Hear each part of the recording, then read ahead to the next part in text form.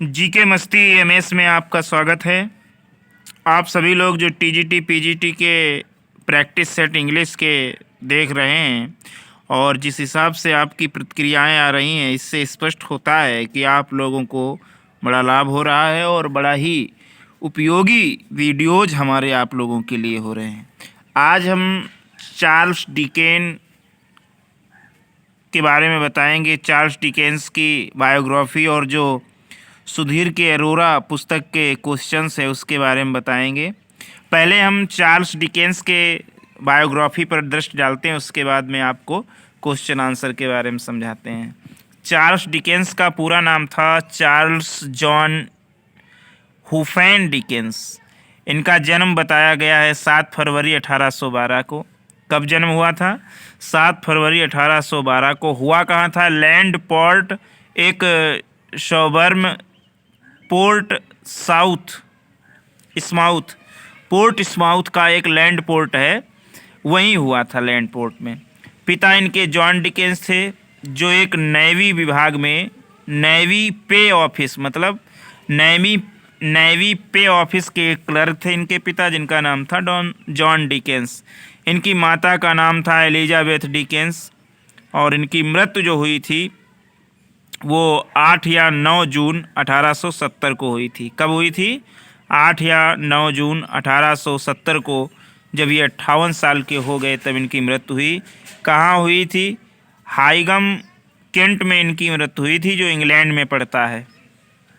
8-9 जून 1870, 58 साल की उम्र, हाइगम केंट में इनका मृत्यु हुई थी और दफनाए गए थे वेस्टमिनिस्टर अबे। कहाँ दफनाए गए? वेस्टमिनिस्टर अबे एक जगह है, वेस्टमिनिस्टर अबे में इनका दफन हुआ 14 जून को। 8 और 9 जून को इनकी मृत्यु हुई, 14 जून को दफनाए गए वेस्टमिनिस्टर अबे में। मृत्यु हुई हाइगम इंग्लैंड में। अब आओ थोड़ा बहुत डिटेल में इनके बारे में जानते हैं। एजुकेशन, इनकी शिक्षा क्या इनके बारे में? एजुकेशन, शिक्षा। पहले तो इन्होंने शिक्षा ग्रहण की private education first at a dame school. कौन सा था? प्राइवेट स्कूल था, dame school private education dame school था। तो पहली तक पहले इन्होंने पढ़ा और तब ये जो है पढ़ने के लिए कौन से स्कूल में गए? विलियम गिल्स के द्वारा ये पढ़ाए गए। किसके द्वारा? प्राइवेट एजुकेशन डेम स्कूल में पढ़े, जहाँ विलियम गिल्स के द्वारा पढ़ाए गए। और विलियम गिल्स ने इनको Chatham royal academy of music, मतलब म्यूजिक का ज्ञान इनको जो है कहाँ दिया गया? चैटम रॉयल एकेडमी में दिया गया विलियम गिल्स के द्वारा। और पढ़े private education first at dame school में प्राइवेट एजुकेशन इन्होंने प्राप्त की और म्यूजिक की शिक्षा इनको विलियम गिल्स ने दी चैथम रॉयल एकेडमी। एक्यूपेशन इनका व्यवसाय का था। ये 19वीं सदी के रिप्रेजेंटेटिव विक्टोरियन नॉवेलिस्ट और जर्नलिस्ट थे, मतलब उपन्यासकार और पत्रकार थे विक्टोरियन एज के 19वीं सदी के। स्पॉस यानी पत्नी इनकी थी कैथरीन थॉमस। इनकी कौन पत्नी थी? Catherine Thomas Hogarth. कौन थी? कैथरीन थॉमस हॉगर्थ, जो 1836 में इनकी शादी हुई थी जिसके साथ में। इनकी विशेषता ये है, एक अंग्रेज लेखक और सामाजिक समालोचक हैं। 1833 में लेखक कैरियर की शुरुआत की। विश्व प्रसिद्ध कुछ कहानी पात्र इन्होंने क्रिएट किए और कई विद्वानों द्वारा उसे विक्टोरियन युग का सबसे महान उपन्यासकार माना गया। अपने जीवन में ही अपने कार्यों की अप्रत्याशित लोकप्रियता का आनंद लेना, विद्वानों द्वारा साहित्य जीनियस मानना, ये सब बातें उसके जीवन में प्राप्त थी। डेली न्यूज के मुख्य एडिटर नियुक्त किए गए। 3 सप्ताह बाद पद छोड़ दिया। बाद में हाउस होल्ड वर्ड्स के एडिटर नियुक्त हुए। पहले डेली न्यूज के मुख्य एडिटर नियुक्त हुए, 3 सप्ताह बाद हाउस होल्ड छोड़ दिया पद, फिर उसके बाद में हाउस होल्ड वर्ड्स के एडिटर नियुक्त हुए। प्रमुख इनके कार्य हैं, फिक्शन कहानी है, देखिएगा। पहली कहानी इन्होंने लिखी है dinner eight popular walk, dinner eight popular walk 1836 में इन्होंने लिखी। डिनर एट पॉपुलर वॉक 1836 में ही दूसरी कहानी लिखी है sketch by Boz, sketch by Boz 1836 में इन्होंने लिखी है। और illustrative of every day life and every day people short story collection है। कौन सा? स्केच बाई बज। 1836-37 में इन्होंने लिखी पिकविक पेपर्स, बहुत अच्छी फिक्शन इनका है। पिकविक पेपर्स कब लिखी गई? 1836 और 37 में। 1837 और 39 में इन्होंने ओलिवर ट्विस्ट लिखा, बहुत अच्छी कहानी है इनकी। ओलिवर ट्विस्ट जो है ये उपन्यास बहुत अच्छा है। 1837 और 39 में इन्होंने लिखा। 1838-39 में इनका और एक उपन्यास है निकोलस निकलेबी, निकोलस निकलेबी। 1840-41 में एक उपन्यास और आया old curiosity shop, the old curiosity shop. 1841 में आया बर्नैबी रज, बर्नैबी रज। 1843 में आया मैरी मार्टिन चुजलेविट, मार्टिन चुजलेविट। 1843 में ही एक और उपन्यास आया दी क्रिश्चियन कैरल, क्रिसमस कैरल। 1843 में आया क्रिसमस कैरल।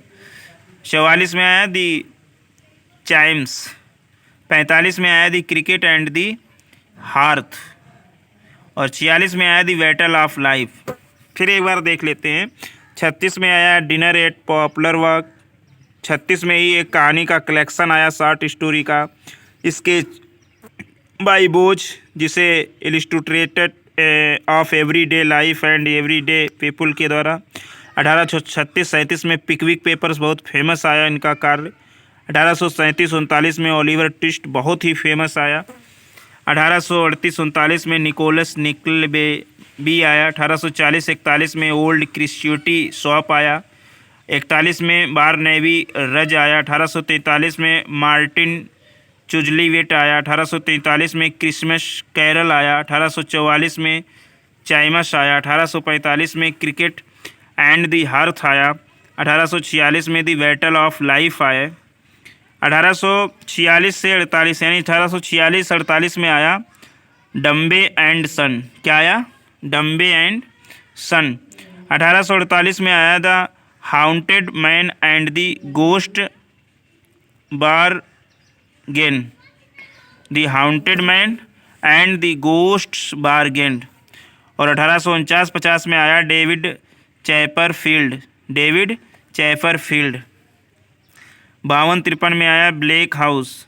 1854 में आया hard times for these times. 1854 में आया hard times for these times.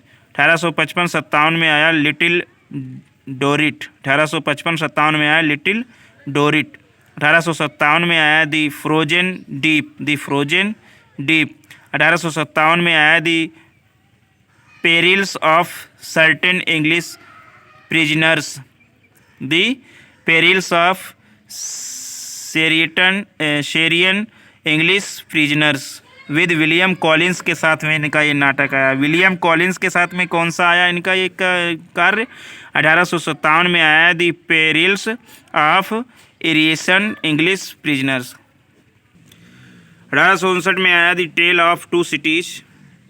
60 में आया दी इटालियन प्रिजनर। 60-61 में आया ग्रेट एक्सपेक्टेशन, बहुत ही फेमस है। दी 1860-61 में आया ग्रेट एक्सपेक्टेशन। 64-65 में आया our mutual friend, our mutual friend. 69-70 में आया the mystery of Edwin Drood, ये इनकम्प्लीट इनका है। कौन सा? The mystery of Edwin Drood, जो 1869-70 में आया, इनकम्प्लीट था। American notes.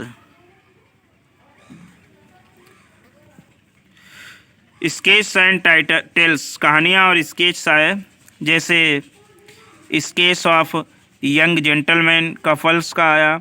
दूसरा आया इनका sketch and tales the uncommercial travellers आया, 1860 से 69 तक आया।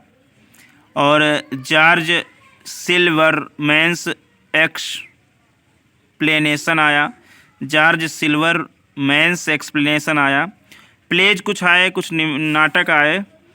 द सिरेंज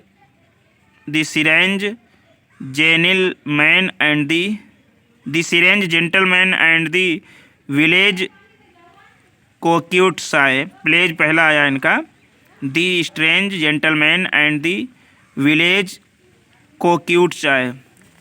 अगला है मिस्टर नाइटिंगेल्स डायरी आई विद मार्क लेमोंड के साथ में इन्होंने लिखा the mister Nightingale's diary. No thoroughfare William Collins के साथ में आया, नो थ्रूफेयर विलियम कॉलिंस के साथ में आया। मिसलेनियस ये कार्य आए जैसे चाइल्ड हिस्ट्री ऑफ इंग्लैंड। दूसरा है दी मड फॉग पेपर्स 1837 में शॉर्ट स्टोरीज का कलेक्शन है ये मड फॉग पेपर्स। और अगला है रिप्रेजेंटेड पीसेस 1861, मतलब सभी कार्य इनके रिप्रेजेंटेड हुए 1861 में। अब चलो चलते हैं क्वेश्चन की तरफ। पहला क्वेश्चन है Dickens became the editor of daily news but he held it only for a very short duration, this duration was. मतलब हमने बताया था तुमको कि डिकेंस जो है डेली न्यूज़ के एडिटर तो बने लेकिन बहुत कम समय तक बने। तो वो समय पूछ रहा है कितने वर्ष लगा, तो समय इसमें लगा 3 सप्ताह तक। कितने सप्ताह तक? 3 सप्ताह बाद इन्होंने अपना कारोबार छोड़ दिया और फिर हाउस होल्ड वर्ड्स के एडिटर बन गए। अगला है hard times appeared. Hard times एक उपन्यास है, ये कब एपियर्ड हुआ? तो ये एपियर्ड हुआ 1854 में। ग्रेट एक्सपेक्टेशन एपियर्ड इन ग्रेट एक्सपेक्टेशन जो है ये एपियर्ड हुआ 1861 में। कब? 1861 में। कौन सा उपन्यास? Great expectation. अगला है who edited house hold words and all the year round. किसने एडिट किया हाउस होल्ड वर्ड्स को और पूरे साल ऑल द ईयर राउंड? 2 पत्र हैं, house hold words, all the year round. इसको किसने एडिट किया? तो इसको एडिट किया है डिकेंस ने। When did he make his first literary contribution? A sketch called। कब उसने अपना पहला लिटरेरी कंट्रीब्यूशन स्केच जिसे बुलाया गया है डिनर इन पॉपुलर वॉक। अभी हमने बताया था, मतलब पहला उन्होंने अपना योगदान साहित्यिक स्केच में दिया है dinner in popular walk under the title बोझ। टाइटल इसका बोझ इन्होंने रखा और ए डिनर इन पॉपुलर वॉक और टाइटल बोझ। The same piece was represented in sketch by Bose as Mr. Minns and his cousin। तो ये कब रिप्रेजेंटेड की गई? अभी हमने बताया था आपको कब? 1833 में। कब? 1833 में यही कार्य ए डिनर इन पॉपुलर वॉक दोबारा से रिप्रेजेंटेड हुआ मिस्टर मोनिस एंड हिज कॉजिन, उसके भतीजे के द्वारा और मिस्टर मिन्स के द्वारा दोबारा से रिप्रेजेंटेड किया गया ये स्केच 1833 में। और मृत्यु हो गई थी, मृत्यु 1870 में हुई, तो 33 में इनका पहले ही रिप्रेजेंटेड हुआ था। अगला है sketch by Boz content illustration by an artist find out the artist. मतलब स्केच बाई बोझ में एक वर्णन किया गया है आर्टिस्ट के द्वारा। कौन सा वो आर्टिस्ट है? तो वो आर्टिस्ट है जॉर्ज क्रूकशैंक। कौन है? George Cruikshank. नेक्स्ट है डिकेंस वाज, एक कोटेशन है देखिएगा। Dickens was an incomparable stylist. Dickens एक इनकम्परेबल स्टाइलिस्ट हैं with as pretty a sense for the right word as pretty an ear for prose rhythm as any English novelist has ever possessed. ये comment किसने किया? Dickens एक incomparable stylist हैं और pretty के साथ में एक सेंस होता है राइट वर्ड का, वर्ड के लिए, और शुद्धता होती है एक प्रोज के लिए अच्छी रिदम के साथ में। ये कमेंट किया है AC रिकेट ने। किसने? AC रिकेट ने। अगला है who called Dickens A special correspondent for posterity. किसने डिकेंस को एक स्पेशल कॉरेस्पॉन्डेंट मतलब अच्छा पत्रकार व्यवहारी बताया है? किसके लिए? पोस्टेरिटी के लिए एक स्पेशल कॉरेस्पॉन्डेंट किसने बताया है डिकेंस को? तो ये बताया है वाल्टर बेगहॉट ने। किसने? वाल्टर बेगहॉट ने डिकेंस को एक स्पेशल कॉरेस्पॉन्डेंट बताया है पोस्टेरिटी के लिए। अगला है विद शेक्सपियर। शेक्सपियर के साथ में Dickens is the most English of writers. Dickens जो हैं बहुत ही मोस्ट, शेक्सपियर के साथ डिकेंस बहुत ही मोस्ट इंग्लिश इंग्लिश राइटरों में से मुख्य इंग्लिश राइटर हैं। और शेक्सपियर की तरह ही हैज़ कॉन्क्वेयर्ड द वर्ल्ड, और शेक्सपियर की भांति ही उसने पूरे संसार को जीता। द फॉल्ट ऑफ डिकेंस, और डिकेंस की फॉल्ट यह है, are the faults of English characters, और डिकेंस की फॉल्ट ही अंग्रेजी पात्रों की फॉल्ट है। हु सेड, ये किसने कहा? किसने कहा कि शेक्सपियर के साथ डिकेंस जो है अंग्रेजी साहित्य के बहुल लेखक हैं, और शेक्सपियर के साथ ही उन्होंने शेक्सपियर के समान ही उन्होंने पूरे संसार को जीता। और डिकेंस की फॉल्ट इंग्लिश कैरेक्टर की फॉल्ट है, ये कहा है जॉर्ज सैमसन ने। किसने कहा? जॉर्ज सैमसन ने। 10 question number 10, he used fiction as a platform for his social appeals. वह फिक्शन को यूज करता है अपनी सामाजिक निवेदन के प्लेटफॉर्म की तरह, जो समाज में कहना चाहता है उसके लिए फिक्शन को प्लेटफॉर्म की तरह यूज करता है। डिकेंस, ये कौन कहता है? ये कहते हैं रिकेट साहब कहते हैं कि डिकेंस अपनी कहानियों को सामाजिक अपील के प्लेटफॉर्म की तरह यूज करते हैं। Next, Dickens was a great genius. Dickens जो एक महान प्रतिभाशाली थे। And is permanently among the classics, और क्लासिक्स पौराणिक लोगों के मध्य में वो परमानेंटली थे। बट द जीनियस वाज, और जीनियस, लेकिन जीनियस थे, was that of a great entertainer, और इसके साथ में एक इंटरटेनर भी थे। And he had for the most part no profounder responsibility as a creative artist. Whose comment is this? ये कमेंट किसने की? ये कमेंट की है F.R. लेविस ने। किसने की? F.R. लेविस ने। डिकेंस एक महान जीनियस थे, परमानेंटली वो पौराणिक लोगों के मध्य में थे, लेकिन वो जीनियस के साथ साथ में एक महान एंटरटेनर भी थे। और उन्होंने most part no profounder responsibility, और बिना प्रोफाउंडर के ही अपने उत्तरदायित्व को निभाया, क्रिएटिव आर्टिस्ट की तरह। किसकी तरह? क्रिएटिव आर्टिस्ट की तरह। ऐसा कहते हैं F.R. लेविस साहब। कौन कहता है? S.R. लेविस। अगला है अमॉन्ग द इंग्लिश नॉवलिस्ट, मतलब अंग्रेजी उपन्यासकारों के मध्य में Dickens is neither the most consummate artist. Dickens जो हैं ना तो अधिक कंज्यूमेट आर्टिस्ट हैं और ना ही फाइनेस्ट साइकोलॉजिस्ट हैं, और ना ही अधिक एकम्प्लिश्ड रियलिस्टिक हैं, और ना ही सिडेक्टिव ऑफ टेल राइटर्स हैं। बट लेकिन he is probably the most national, the most typical and the greatest of them all.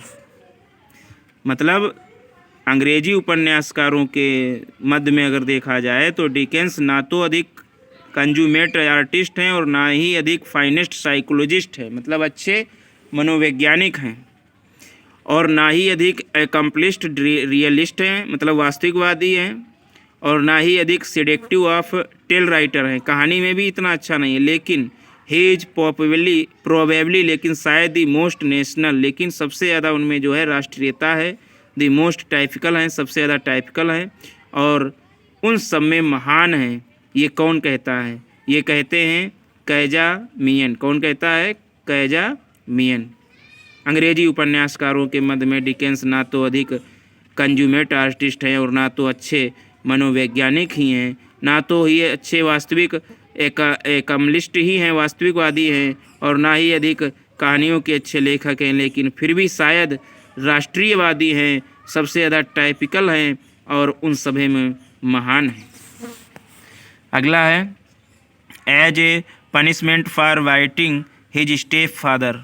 अपने स्टेप फादर को बाइटिंग काटने के लिए उन्हें पनिशमेंट के तौर पर mister Murdstone sent David Copperfield somewhere, उन्होंने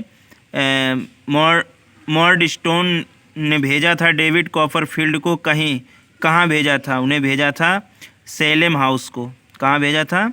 सेलेम हाउस को। पनिशमेंट के तौर पर उनके स्टेप फादर मिस्टर मर्डस्टोन ने सेंट किया था, भेजा था डेविड कॉपरफील्ड को कहाँ? सेलेम हाउस को। डिकेंस क्या है? डिकेंस एक विक्टोरियन नॉवलिस्ट हैं 19वीं सदी के, अभी हमने बताया था 19वीं सदी के विक्टोरियन नॉवलिस्ट हैं। अगला है which novel was a parliamentary reporter? कौन सा इसमें उपन्यास संसदीय रिपोर्टर के तौर पर है, संसद की रिपोर्ट देता है, वो है डिकेंस। मतलब डिकेंस साहब ऐसे उपन्यासकार हैं जो संसदीय पार्लियामेंट्री रिपोर्टर हैं। अगला है Dickens characters are mostly, Dickens के जो पात्र होते हैं वो मुख्य रूप से कैसे होते हैं? फ्लैट होते हैं। कैसे होते हैं? फ्लैट। डिकेंस के कैरेक्टर मुख्य रूप से फ्लैट होते हैं। Which novel appeared first as the serial in household words? कौन सा उपन्यास पहले सीरियल के तौर पर दिखाया गया हाउस होल्ड वर्ड्स में? कौन सा? Hard times. कौन सा उपन्यास? हार्ड टाइम्स, जो 1854 में प्रकाशित हुआ था, तो वो दिखाया गया सीरियल के तौर पर हाउस होल्ड वर्ड्स में, हार्ड टाइम्स। अगला है पिकविक पेपर्स। पिकविक पेपर्स एक क्या है? पिकविक पेपर्स एक एन एपिसोडिक नॉवेल है। क्या है? एपिसोडिक नॉवेल है, और जो लिखा गया 1836-37 में। कब लिखा गया? 1836-37 में लिखा गया, और एक एपिसोडिक नॉवेल है, उपन्यास है। अगला है the degradation and sufferings of the poor in English workhouse are the subject matter of. Degradation and sufferings of the poor, गरीब की डिग्रेडेशन और सफरिंग इंग्लिश वर्क हाउस में सब्जेक्ट ऑफ मैटर, मतलब गरीबों की क्या दशा होती है, क्या डिग्रेडेशन है, क्या उन्हें कष्ट हैं इंग्लिश वर्क हाउस में, मतलब अंग्रेजी अनाथालय में क्या दशा है उनकी गरीबों की, ये किस उपन्यास का विषय है? तो ये विषय है ओलिवर ट्विस्ट का। कहानी आपने पढ़ी होगी ओलिवर ट्विस्ट। ओलिवर ट्विस्ट जो है वह उपन्यास इनका जो है, ओलिवर ट्विस्ट उपन्यास जो है इनका, ये आया हुआ था 1837 और 39 में आया था, प्रकाशित हुआ था। अगला है Oliver twist appeared in serial in a magazine named. Oliver twist 1837 से 39 तक आया सीरियल के तौर पर, मतलब एक एक पार्ट छपा, और ये किस मैगजीन में छपा उस मैगजीन का नाम बताना है। उस मैगजीन का नाम है बेंटले की एक मैगजीन थी मिस लेनी, बेंटले की एक मैगजीन थी मिस लेनी। अगला है tale of two cities, the two cities are, एक इनका उपन्यास है a tale of two cities, जो 1859 में प्रकाशित हुआ। कब? 1859 को। तो उसमें दो शहर कौन कौन से हैं? दो शहर कौन कौन से हैं जिनकी कहानी है? तो उसमें जो ए टेल ऑफ टू सिटीज 1859 में प्रकाशित हुआ, उसमें कहानी है लंदन और पेरिस की। किसकी कहानी है? लंदन और पेरिस की। The tale of two cities is a historical novel, ये एक ऐतिहासिक उपन्यास है। Miss Pross appears in this novel, इसमें मिस प्रोस दिखाए जाते हैं, और this novel is influenced by, इसमें मिस प्रोस दिखाए जाते हैं इस उपन्यास में, और ये उपन्यास जो है प्रभावित है किससे? ये उपन्यास प्रभावित है कार्लिले के फ्रेंच रिवॉल्यूशन से। फ्रेंच रिवॉल्यूशन लिखा था कार्लिले ने, उस उपन्यास से इनका ये टेल ऑफ टू सिटीज प्रभावित है, जो हिस्टोरिकल नॉवेल है। और कार्लिले का एक और उपन्यास है हीरो एज पोएट, इससे प्रभावित नहीं है। हार्डी का एक उपन्यास है अंडर द ग्रीनवुड ट्री, इससे भी प्रभावित नहीं है। वर्ड्सवर्थ का एक है उपन्यास प्रील्यूड, उपन्यास नहीं है, प्रील्यूड एक पोएम है, उससे भी प्रकाशित नहीं है। कार्लिले के फ्रेंच रिवॉल्यूशन से प्रभावित है। अगला है circus child Sissy, Jupe and Gradgrind appeared, एक इनका बहुत ही फेमस उपन्यास है circus child Sissy, Jupe and Gradgrind. ये कब प्रकाशित हुआ? ये किसमें दिखाई देते हैं? सर्कस चाइल्ड, सिसी ज्यूप और ग्रेड ग्रिंड किसमें दिखाई देते हैं? ये दिखाई देते हैं हार्ड टाइम्स में। किसने दिखाई देते हैं? हार्ड टाइम्स में। नेक्स्ट है डिकेंस राइट्स, डिकेंस लिखता है of all my books I like this the best, मतलब अपनी सभी किताबों में सबसे ज़्यादा इसको पसंद करता हूँ। तो यहाँ पर जो है किस किताब को उन्होंने बताया है कि मैं सबसे ज़्यादा पसंद करता हूँ, तो बताया है इन्होंने डेविड कॉपरफील्ड को। किसको? डेविड कॉपरफील्ड को इन्होंने बताया सभी किताबों में मैं सबसे ज़्यादा पसंद करता हूँ। अगला है विच नॉवेल इज ऑटोबायोग्राफिकल। कौन सा इनका नॉवेल जो है ऑटोबायोग्राफिकल है, तो इनका ऑटोबायोग्राफिकल नॉवेल है डेविड कॉपरफील्ड, इसीलिए इसको सबसे ज़्यादा पसंद करते हैं। अगला क्वेश्चन है Edwin druid is Dickens. Edwin Drood जो है डिकेंस का क्या है? एडविन ड्रूड जो डिकेंस का है अनफिनिश्ड नॉवेल। क्या है? Unfinished novel. Edwin Drood. अगला है the law's delay is the subject matter. कानून की देरी किसका सब्जेक्ट मैटर है? तो लॉज डिले जो है सब्जेक्ट मैटर है लिटिल डोरिट की। किसका? लिटिल डोरिट। और लिटिल डोरिट जो था वो 1855-57 में प्रकाशित हुआ था, जिसका मैटर है लॉज डिले। अगला है 28 क्वेश्चन है the most worthless work of Dickens. सबसे ज़्यादा वर्थलेस वर्क कौन सा है डिकेंस का? वो वर्क है the child's history of England. कौन सा कार्य है? The child's history of England. ये इनका सबसे वर्थलेस वर्क है। 29 this novel is a tale of suffering and hardships of little Nell and her grandfather. ये नॉवेल कहानी है छोटे से नेल की और उसके दादा के कष्टों की। ये कौन से नॉवेल में लिटिल नेल आता है? तो ये आता है लिटिल नेल और उसके दादा की कहानी कष्टों की है द ओल्ड क्यूरियोसिटी शॉप। कौन सा? द ओल्ड क्यूरियोसिटी शॉप, जो 1840-41 में प्रकाशित हुआ, जिसमें दिखाया जाता है लिटिल नेल और उसके दादा कैसे संघर्षमय जीवन जीते हैं। Who was the editor of Daily News. Daily News का एडिटर कौन था? तो डेली न्यूज़ का एडिटर था डिकेंस। अगला है this novel was written in 1949-50।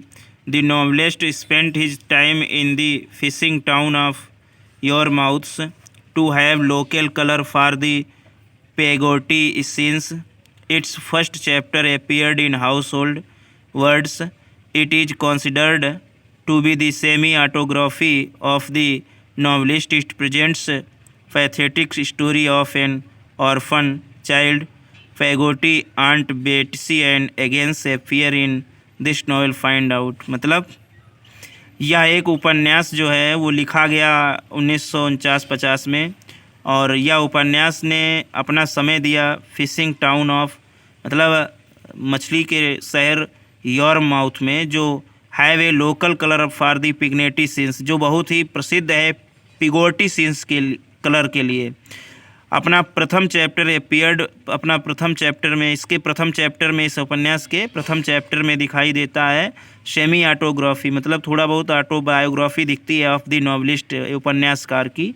It presents A pathetic story, एक बड़ा दयनीय स्टोरी प्रस्तुत करता है ऑफ एन ऑर्फन चाइल्ड, एक अनाथ बच्चे की। पेगोटी, आंट बेट्सी, मतलब ये पात्र हैं Peggotty, aunt Betsey and agents appear in this novel, इस नॉवेल में दिखाई देते हैं। कौन सा नॉवेल है? ये नॉवेल है डेविड कॉपरफील्ड। डेविड कॉपरफील्ड यही प्रकाशित हुआ 1949-50 में, और अपने समय में इसने जो फिशिंग टाउन यॉरमाउथ था उसके बारे में बताया है, कैसे वहाँ की जो पेगोटी सीन्स है उसका निरीक्षण किया है, अपनी कहानी भी उसने प्रेषित की है। पिगोटी, आंट बेट्सी और एजेंट्स इसमें पात्र हैं डेविड कॉपरफील्ड। यही से सबसे बेस्ट इन्होंने बताया है, अपना प्री बताया है चार्ल्स डिकेंस ने। अगला है रिचार्ड कार्स्टोन एंड एडक्लेयर अपीयर, मतलब रिचार्ड कार्स्टोन और एडक्लेयर जो है ये किस नाटक, किस उपन्यास में दिखाई देते हैं? तो ये दिखाई देते हैं ब्लैक हाउस में। किसमें? ब्लैक हाउस में। अगला है which novel of Dickens is a satire.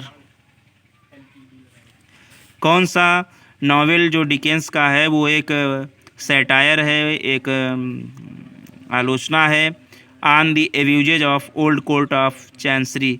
Chancery के पुराने कोर्ट की गलतियों पर कौन सा सैटायर है? वो सैटायर है ब्लैक हाउस। कौन सा? Black house. ब्लैक हाउस जो 1852-53 में प्रकाशित हुआ। अगला है which novel of Dickens presents the miseries of workers in the wake of industrialisation in England.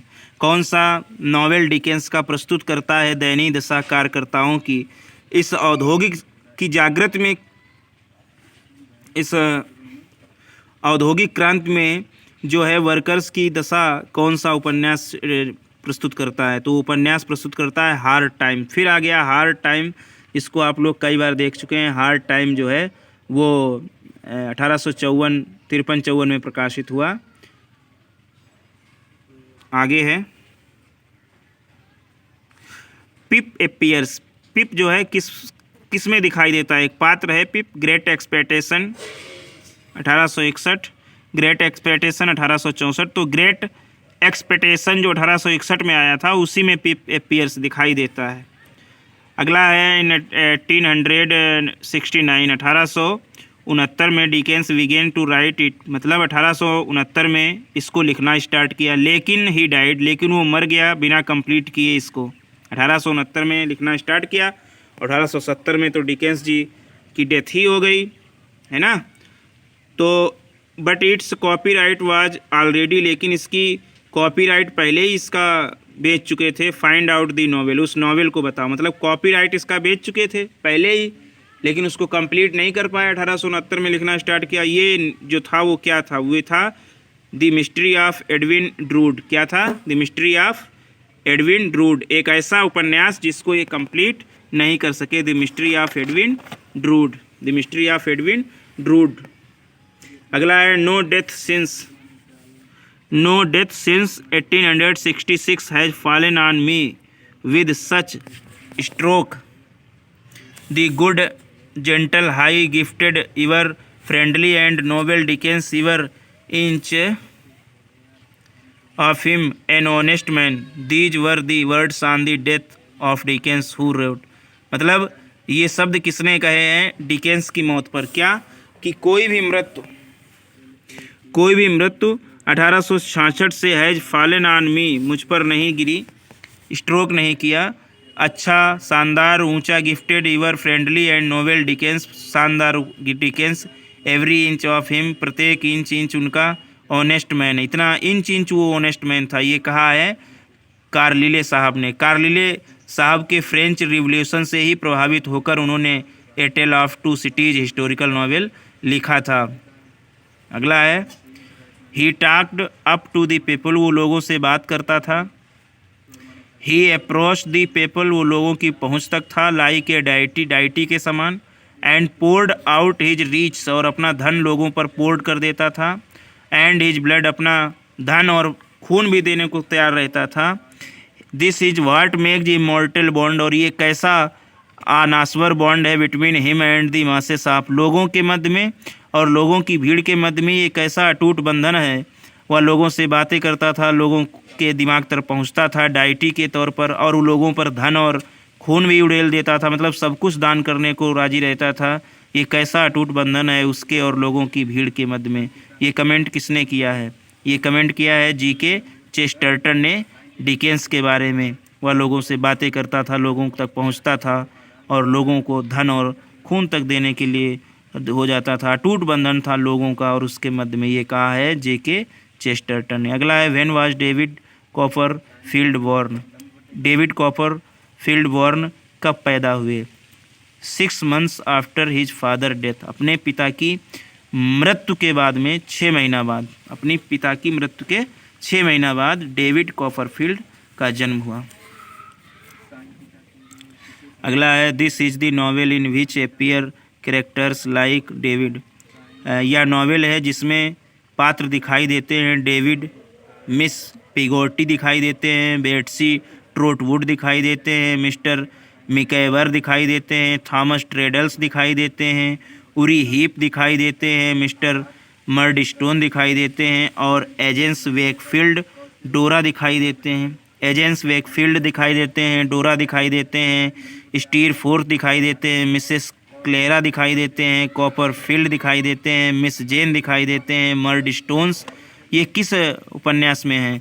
ये डेविड कॉपरफील्ड में सभी दिखाई देते हैं। फिर एक बार देखिएगा, David, Miss Peggotty, Betsey Trotwood, Mr Micawber, Thomas Traddles, Uriah Heep, Mr Murdstone, Agnes Wickfield, Dora Steerforth, Mrs Clara Copperfield, Miss Jane Murdstone, ये कॉपरफील्ड के ही डेविड कॉपरफील्ड के पात्र हैं। अगला है who was step father of David Copperfield. David Copperfield का step father कौन सा है? मिसेस मर्डस्टोन। कौन है? मिस्टर मर्डस्टोन जो है डेविड कॉपरफील्ड के स्टेप फादर हैं। Who is the villain in the novel David Copperfield? David Copperfield उपन्यास में विलेन कौन है? विलेन है उरी हीप। उरी हीप जो है वो विलेन है। अगला है दिस फीमेल कैरेक्टर, ये एक स्त्री पात्र है जो प्रस्तुत करता है ultimate victory of goodness. Ultimate victory of goodness, अच्छाई की एक असीमित विजय प्राप्त करती है। एंड वर्च्यू ओवर इविल, और बुराई पर अच्छाई की जीत का एक विक्ट्री प्राप्त करती है। फीमेल कैरेक्टर प्रस्तुत करती है। Villainy whose character is an ideal of womanhood in David Copperfield. औरतों के लिए एक तरीके से आदर्श है। डेविड कॉपरफील्ड का पात्र है जो अच्छाई पर बुराई की जीत पाती है, अल्टीमेट विक्ट्री पाती है, वो है एगेंस वेकफील्ड। कौन है? एगेंस वेकफील्ड जो है वो अच्छाई पर बुराई की जीत होती है, जो एक वुमेनहुड नारीवाद के लिए एक आदर्श है। Who preferred being called David child's wife. कौन अधिक होना पसंद करता है? David child wife. डेविड की चाइल्ड वाइफ तो डोरा पसंद करती है, अधिक पसंद है कहना डेविड चाइल्ड वाइफ। अगला है who was the mother of David Copperfield. David Copperfield की माता कौन है? तो ये है मिसेस क्लेरा कॉपरफील्ड। कौन है? क्लेरा कॉपरफील्ड डेविड कॉपरफील्ड की माता है। अगला है डेविड्स लव फॉर डोरा स्पेनलो। डेविड का प्यार डोरा स्पेनलो के लिए is Dickens own love for. Dickens का स्वयं का प्यार किसके लिए? मतलब डेविड का लव डोरा स्पेनलो के लिए है और डिकेंस का प्यार किसके लिए है? डिकेंस का प्यार है मारिया के लिए। ये वही नाटक चल रहा है डेविड कॉपरफील्ड। अगला है द आइडल स्कूल।